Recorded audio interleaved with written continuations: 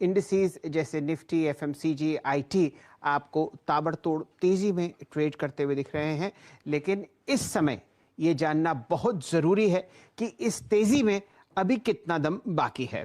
बाजार के सामने नए मौके और चुनौतियां कौन कौन सी हैं, इन मुद्दों पर चर्चा करने के लिए हमारे साथ जुड़ रहे हैं मोतीलाल ओसवाल फाइनेंशियल सर्विसेज के को founder and chairman Shri Ramdev Agarwal साहब।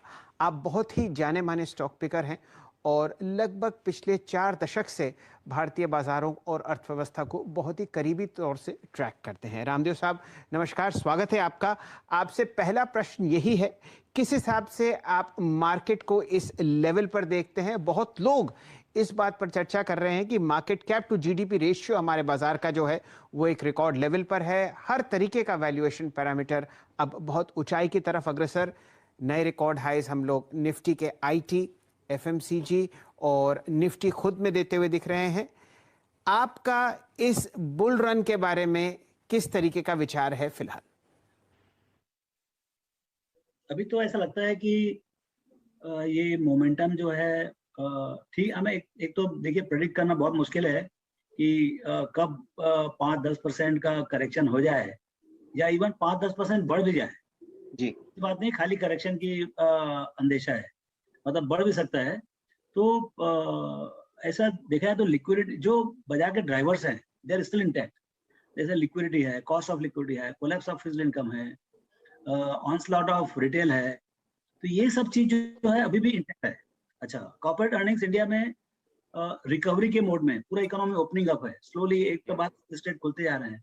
तो आप देखिए जीएसटी कलेक्शन है, रेलवे फ्रेट है, सब एक जितने भी इंडिकेटर्स हैं they are all improving, flight numbers are improving. So माहौल बहुत सही है अभी। माहौल जो है वो रिकवरिंग इकोनॉमी का है, और जो कॉर्पोरेट जिनको बेनिफिट पर्टिकुलरली ओपनिंग अप में, जैसे पूरा फाइनेंस सेक्टर है, पूरा बैंकिंग सेक्टर है, तो बैंकिंग सेक्टर पूरा सफर किया because of credit cost, enhance credit cost के कारण। जी, तो जैसे जैसे इकोनॉमिक रिकवरी होगा तो उनका क्रेडिट कॉस्ट नीचे आएगा और उनका लोन टेक ऑफ भी होगा। सो ऐसे बहुत सारे सेक्टर्स हैं, सेगमेंट्स हैं जहां पर ओपनिंग अप के कारण से बहुत ज्यादा बेनिफिट होगा। तो ऐसा माहौल अच्छा है इकोनॉमी में, and investors are also very enthusiastic. तो वो ऐसा देख के मुझको लगता है कि बाजार दोनों तरफ इवनली पॉइज्ड है। क्या बात है। 5% ऊपर भी जा सकता है और 5% नीचे भी जा सकता है, सही डरने की जरूरत नहीं है, सही। चलिए, तो आप यहां से बाजार में और भी मोमेंटम आते हुए देख सकते हैं। प्रोबेबिलिटी ये कहती है कि आप 50-50% पर खड़े हैं। रामदेव जी, हम लोगों ने पिछले 3-1 महीने में एक शानदार लिस्टिंग जोमेटो की होते हुए देखी और इंटरनेट स्पेस में आईआरसीटीसी और इंडिया मार्ट और नौकरी जैसे शेयर्स ने बहुत ही शानदार रिटर्न दिए इन्वेस्टर्स को। क्या यहां पर अभी भी निवेशक पैसा डाल सकते हैं? और आप बहुत ही जाने माने वैल्यूएशन एक्सपर्ट हैं, कौन से ऐसे पायदान, नई सोच हमें लानी चाहिए अपने वैल्यूएशन मैट्रिक्स में ताकि हम इन कंपनीज को ठीक ठाक तरीके से ट्रैक कर पाएं? देखिए, जो इंटरनेट कंपनीज हैं, जो डिजिटल कंपनीज आ रही हैं, ये अलग, इनका बिजनेस मॉडल बहुत अलग है, इनका पोटेंशियल बहुत अलग है। तो हम यदि उसको पुराने ढंग से उसको वैल्यूएशन करेंगे तो एक तो गलती होगी, और दूसरा जो है कि ये अलग ही, मतलब मैं क्या बोलूं आपको, अलग ही जानवर है, समझ लीजिए आप, दे आर डिफरेंट एनिमल्स। तो उनका वैल्यूएशन भी थोड़ा अलग ढंग से होगा। ठीक है, बिजनेस एंटिटी, यानी उनको पैसे कमाने का है, शेयर बाजार का काम है कौन कितना कमा सकता है उसका प्रेजेंट वैल्यू निकालने का, चाहे वो डिजिटल कंपनी हो चाहे फिजिकल कंपनी हो। लेकिन जो डिजिटल कंपनी के पोटेंशियल्स हैं, चाहे वो भारतीय कंपनी हो, मतलब जिनका एड्रेस जो है भारत के लिए हो, देश के लिए हो और इंटरनेशनल हो। डिजिटल का एक मजा क्या है, companies can be very global. मतलब आपको पूरा जो 7 बिलियन पॉपुलेशन है, $90 ट्रिलियन ग्लोबल इकोनॉमी है, आप उसमें आप खेल सकते हो। हाँ, सो अच्छा, डिजिटल का पावर क्या है कि आज जो सक्सेसफुल आज एक शहर में है, वो आप पूरे विश्व में, आप 5 साल के अंदर पूरे विश्व में पहुंच सकते हैं। ये जो स्केलेबिलिटी का पॉसिबिलिटी है, ये फंडामेंटल डिफरेंस है between the old businesses and new business. जैसे आप स्टील कंपनी देखेंगे, सीमेंट कंपनी देखेंगे, दे आर ओल्ड बिजनेसेस। उनको आप जैसे 10 मिलियन टन है, उसको 50 मिलियन टन आप ओवरनाइट नहीं कर सकते आप। लेकिन डिजिटल कंपनी में यदि कोई चीज सक्सेसफुल है, आज जैसे गूगल सक्सेसफुल है या फेसबुक सक्सेसफुल है, या तो ये कंपनीज जो है 10 साल में, मतलब 10 साल में वो कहीं पहुंच सकती है, पूरी दुनिया में पहुंच सकते हैं। तो वो उस टाइप की कुछ कंपनी है क्या जिनका पावर है, चाहे वो सॉफ्टवेयर में हो, चाहे कोई डिजिटल बिजनेस में हो, जिसके कारण से वो कंपनी वैसे स्केल हो सकते हैं। एंड ऐसी कंपनी इंडिया में बनेंगी, जैसे आज अमेरिका में हुआ, चाइना में हुआ, अब इंडिया में उसकी शुरुआत है। पहले नेशनल कंपनीज आएंगी, फिर इंटरनेशनल कंपनीज आएंगी, और हो सकता है कुछ कंपनी शुरू से ही इंटरनेशनल में हो, तो इनके वैल्यूएशंस अलग होंगे, क्योंकि बहुत एसेट लाइट होते हैं। इनका जितना ग्रोथ होता है वो सब प्रॉफिट एंड लॉस से होता है, बैलेंस शीट से नहीं होता है। तो आपको समझने के लिए एक उनका जो वैल्यूएशन का ट्रिक होगा वो अलग होगा, और वो भी हम लोग भी अभी सीख रहे हैं, क्योंकि हम पुराने टाइप के लोग हैं।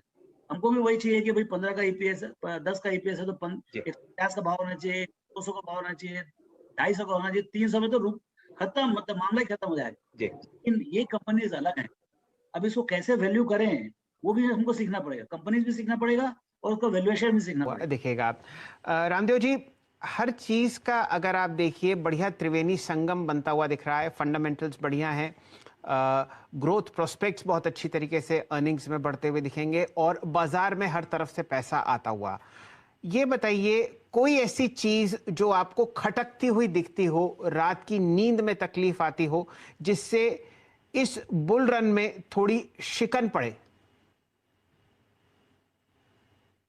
देखिए, एक चीज मेरे डर लग रहा है, ये जो ग्लोबल लॉजिस्टिक जो डिस्टरबेंस चल रहा है, चाहे कंटेनर का हो, चाहे एक्सपोर्ट इंपोर्ट का हो, ये प्रॉब्लम बहुत पहले सोचा था कि 2-3 महीने 4 महीने में खत्म हो जाएगा, लेकिन ये प्रॉब्लम और बढ़ गया है। तो इससे कुछ कंपनीज को फायदा भी हो रहा है, लेकिन ज्यादातर इससे इन्फ्लेशनरी प्रेशर पूरे विश्वव्यापी हो सकता है। तो वो एक तरीके से जो अभी जो लो कॉस्ट ऑफ मनी है, जो सेंट्रल बैंकर के हाथ जो है मतलब खुले हुए हैं, वो शायद वो उनको शायद जल्दी ना खींचना पड़े, क्योंकि ये प्रॉब्लम बहुत सीरियस है। एंड आई विश कि अगले 4-6 महीने में खत्म हो जाए, आपसे आप ठीक सुधर जाए, लेकिन ये प्रॉब्लम काफी पेचीदा होते जा रहा है, और ये मेरा नया रिस्क नजर आ रहा है कि ये ऐसा कुछ प्रॉब्लम हो सकता है इसके कारण से टू द मार्केट, ऐसा जी, मतलब एक ऐसा लग रहा है। बाकी देखिए, बाजार में 5-10%, 15% इतने बढ़े हुए मार्केट में, देखिए पिछले 12 महीने में, 15 महीने में 100% से ऊपर मार्केट बढ़ गया है जी। अब इसमें आपको 15-20% का करेक्शन के लिए आपको हमेशा तैयार रहना चाहिए, लेकिन शेयर नहीं बेचना चाहिए। मैं सिर्फ बोल रहा हूँ, मेंटली पोटेंशियल लॉस के लिए तैयार रहना चाहिए। देखिए, एक लॉस होता है परमानेंट लॉस, मैं इन्वेस्टर की बात कर रहा हूँ। तो इन्वेस्टर का जो ये होता है, क्या नाम है, लॉस होता है, कोटेशनल लॉस होता है। एक जो है आपने परमानेंट लॉस बुक कर लिया, वो एक अलग चीज होती है।